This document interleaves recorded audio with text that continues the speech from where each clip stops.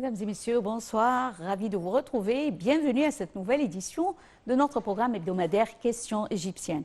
Eh bien, l'édition d'aujourd'hui, du samedi 10 février 2024, sera consacrée à la modernisation et au développement du système éducatif, soit préuniversitaire, soit universitaire. Mais avant de commencer notre débat d'aujourd'hui, nous allons voir ensemble un commentaire concernant la présidence égyptienne qui a répondu aux allégations du président américain Joe Biden concernant l'acheminement de l'aide humanitaire aux Palestiniens via le poste frontalier de Rafah. Elle a déclaré que le terminal de Rafah a été ouvert du côté égyptien sans restriction ni condition dès le premier instant. Plus de détails dans ce commentaire signé Chérif Boussela. L'Égypte a ouvert le terminal de Rafah sans restriction ni condition dès le premier instant. C'est ce qu'a souligné la présidence égyptienne dans un communiqué publié vendredi réfutant les allégations du président américain sur l'acheminement de l'aide humanitaire aux Palestiniens. Celui-ci a accusé l'Égypte lors d'une conférence de presse jeudi d'avoir refusé dans un premier temps d'ouvrir le terminal de Rafah, ajoutant qu'il avait convaincu le président égyptien d'ouvrir le passage. Les déclarations du président américain contredisent les efforts déployés par l'Égypte pour l'acheminement de l'aide vers l'enclave palestinienne bombardée par Israël depuis plus de 4 mois, souligne le communiqué de la présidence. Toujours selon le communiqué, l'Égypte a exercé une forte pression sur toutes les parties concernées pour faciliter l'acheminement des assistances vers la bande de Gaza, mais les bombardements israéliens du côté palestinien du terminal ont empêché l'entrée de l'aide.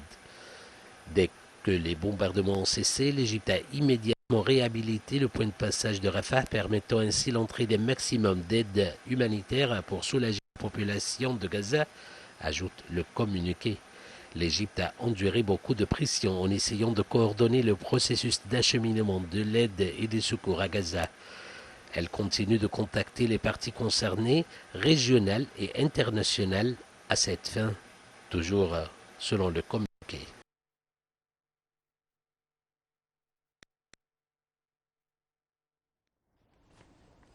Retournons à notre sujet. Le gouvernement a débuté un plan de modernisation de l'enseignement préuniversitaire et universitaire basé sur la technologie moderne, la réflexion et la recherche scientifique que sur la mémorisation. Et c'est la première fois qu'un plan de réforme globale de l'enseignement est mis en place.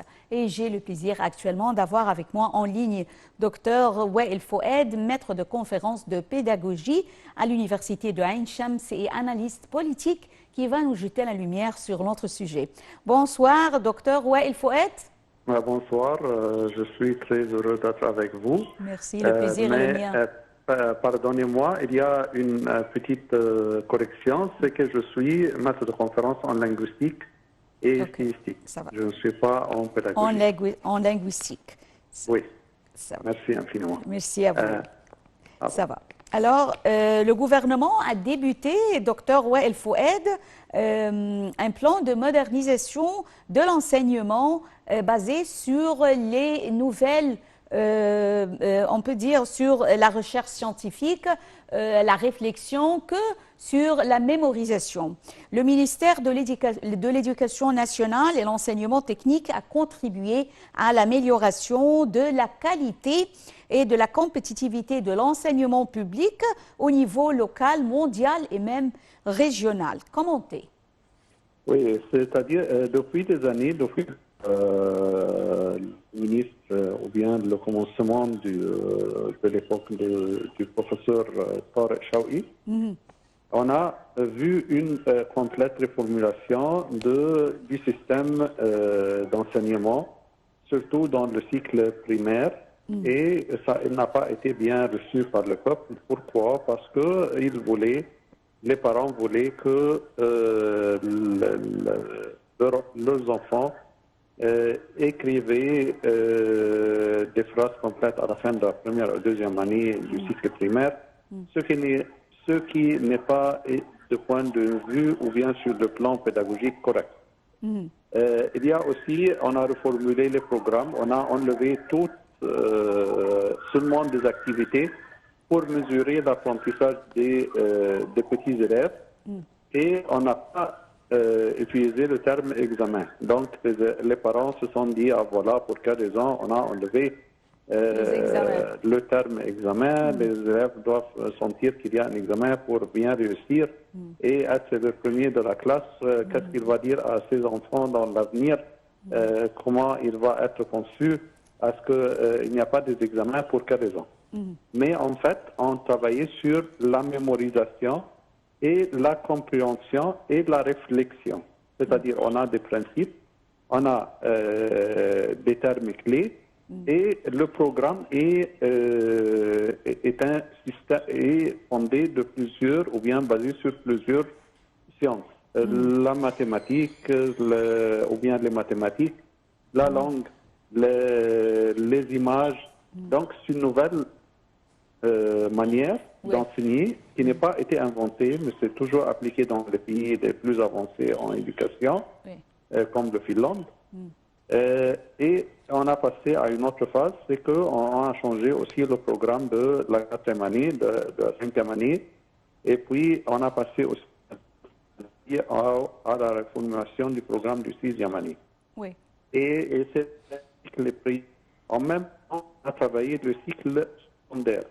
Pourquoi? Pour être préparé aux études universitaires. D'habitude, c'est le cycle secondaire. Les adolescents ne veulent pas étudier, veulent vivre avec leur et pourquoi Docteur, il faut être, pourriez-vous un peu hausser votre ton parce que la voix est très faible ici. D'accord. Merci. Pour le cycle secondaire, on a reformulé le programme, on a reformulé le système d'évaluation, on a reformulé même la notion de ce certificat qui faisait peur aux parents et aux étudiants. Et on a appliqué un autre système, comme c'est appliqué en Angleterre, c'est presque près du certificat anglais, le GCI, le IG, pardon. Il y a aussi un système en français, le bac français, c'est-à-dire qu'on mémorise les concepts et on commence à les appliquer et à les réaliser ensemble. Les parents veulent le maximum de points, ne veulent pas que leurs enfants réfléchissent autant que pour ne pas perdre des points. Je voudrais que mon enfant mémorise les notions et les concepts et après il va les utiliser d'une manière ou d'une autre.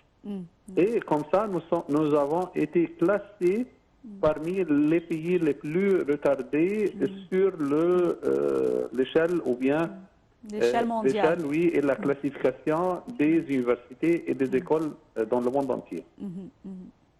Lorsqu'on a reformulé le système, lorsqu'on a appliqué ce nouveau système, oui, permettez-moi, docteur Wael, nous avons vu que l'Égypte a progressé dans cette échelle mondiale. Oui, exactement, mais les parents encore pensent d'une manière qu'on veut mémoriser.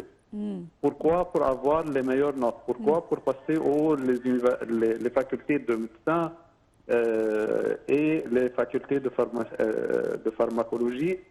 Et donc, pour cette raison, on a été aussi contre. Le problème, c'est que ce qui n'est pas encore connu, ou bien ce qui n'est pas connu pour le peuple égyptien, c'est que en France et en Angleterre, il y a deux systèmes, et même en Amérique, il y a deux systèmes. Le système basé sur la mémorisation et le système basé sur la réflexion et la réutilisation de ces concepts pour résoudre les problèmes de la vie quotidienne, pour penser d'une manière globale, d'une manière qui n'est pas simple. Plus ouverte. Oui. Et malheureusement, les professeurs aussi sont un peu formés d'une manière ils veulent être du côté des parents contre le ministre, être du côté le plus demandé, c'est-à-dire qu'il faut travailler sur la mémoire et non pas sur la réutilisation. Et même certains savants, et même certains penseurs et écrivains ont critiqué la manière de l'application ou bien de la manière de la reformulation des programmes du cycle primaire et du cycle secondaire. Préparatoire, ouais. Pourquoi? Parce que, pour quelle raison mon enfant aura son livre sur une tablette? Pour quelle raison est-ce qu'il va comprendre ce qui a été fait sur les vidéos et diffusées sur le YouTube? Ils ont oublié que nous sommes, nous les parents, sont d'une autre génération Oui. que nos enfants. Exactement. Les Et ils enfants, vivront dans permettez-moi, d'autres les enfants situations sont qui plus diffèrent du braves. monde. Ouais. Permettez-moi, docteur, les enfants sont plus braves que nous en ce qui concerne la moderne technologie et Exactement. l'Internet et les réseaux sociaux et tout ça. Ils sont géniaux. Oui, ils ne laissent pas leur portable, donc pourquoi ne pas profiter de cette occasion de rendre le portable plus fructueux pour eux? Pourquoi ne pas rendre le temps passé devant la télé et le rendre un temps qui enrichit les connaissances au lieu de passer sur des comédies ou bien des films qui ne sont pas au niveau demandé? Ouais. Alors, comment, selon vous, un plan de modernisation de l'enseignement pourrait-il lier entre les étudiants et avec l'enseignement et le marché du travail? Oui, d'habitude maintenant, il y a des certificats on dit que ce sont des certificats professionnels. C'est-à-dire qu'on enseigne comment utiliser les concepts dans la vie quotidienne. Même pour le magistère, même pour le doctorat aussi. C'est-à-dire que ce sont des applications. Voilà un cas. Et nous allons étudier ce cas et essayer de trouver des solutions en se basant sur les différentes connaissances. Et on a les livres devant nous. On a les sites d'Internet. On va chercher les connaissances nécessaires pour bien résoudre ou bien appliquer. Vous savez que maintenant, lorsqu'un jeune homme finit ses études universitaires et se présente pour le poste, pour n'importe quel poste au marché du travail, on lui pose des questions. Est-ce que vous savez faire ceci? Il prétend oui, mais il n'a pas encore assimilé ce dont il parlait. Et le problème, il est chassé de l'interview. Bien sûr. Un directeur d'entreprise peut facilement enseigner à un nouveau débutant au marché du travail telle ou telle idée et l'aider à bien passer et à bien appliquer ce qu'il a déjà appris. Mais une fois ce jeune candidat ment à son nouveau directeur, il est chassé. Pourquoi? Parce qu'il n'est pas honnête. Le problème, c'est qu'on est, même avec ce système basé sur le QCM, c'est question à choix multiple, on peut facilement tricher. On peut dire, ah voilà, c'est toujours ce compté, on compte sur les pistons, sur les connaissances. C'est l'entreprise de mon père, de mon oncle, d'un ami. L'interview, c'est quelque chose de seulement pour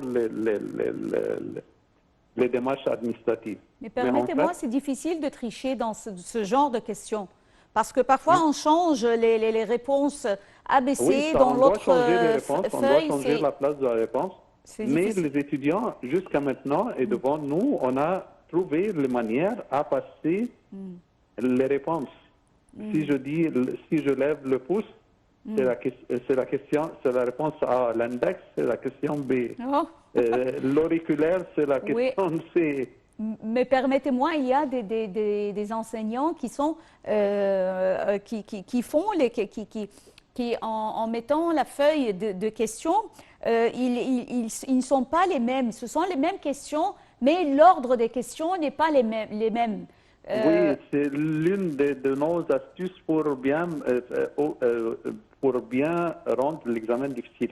Oui, parce que comme ça, les étudiants ne pourront jamais tricher, puisque par exemple, ma question à moi, ce n'est pas la même comme ma collègue qui est tout à fait à côté de moi ou bien derrière moi. Mais ce n'est pas fréquent. Ces méthodes pour l'examen ne sont pas assez fréquentes. Pourquoi? Parce qu'on veut que les étudiants passent bien les examens, qu'ils réussissent, qu'on ne perde pas leur temps. Et on se groupe dans les salles des examens, on se met l'un à côté de l'autre, les amis, et on dit, ah voilà, tu as étudié deux chapitres, et moi deux autres chapitres, et notre collègue deux autres chapitres, et on passe les informations l'un à côté de l'autre. Oui. Docteur, oui. Pour nous aider. Donc, il y a aussi des signes avec les mains, il y a des manières, on peut parler d'une manière sourde, et ce n'est pas, on a perdu l'habilité d'écrire un petit commentaire. Vous savez, si vous avez étudié le cadre européen de l'apprentissage des langues, il y a des questions qui ont, voilà, vous allez écrire 10 lignes seulement. Oui. Et vous devez respecter 10 lignes. Oui, il y a une autre question avec 20 lignes. La grande question, c'est avec 3 pages. Il y a une introduction, il y a le corps du sujet, le pour et le contre, et puis votre avis personnel, et la conclusion et votre avis personnel. Oui. Mais en fait, avec le QCM, on a perdu tout cela. On a perdu même, on n'arrive pas bien à écrire une plainte dans un centre médical ou bien dans un hôpital ou bien une lettre officielle. Pourquoi? Parce qu'on a perdu l'habilité d'organiser la pensée, la réflexion et la feuille. Je tiens à vous remercier infiniment, Dr Wael Fouad, maître de conférence en linguistique, Université de Ain Shams et analyste politique, pour ces explications. Et également, je voudrais ajouter que le secteur égyptien de l'éducation a eu un grand succès en atteignant un niveau annoncé de scolarisation tout en assurant d'autre part, par exemple, l'égalité des sexes dans le droit à l'éducation, surtout dans le cycle secondaire. Et cette déclaration a été faite par Jeremy Hopkins, représentant de l'UNICEF en Égypte il y a quelques semaines. Je tiens à vous remercier infiniment, mesdames et messieurs. Merci pour votre participation. Bonne soirée et au revoir.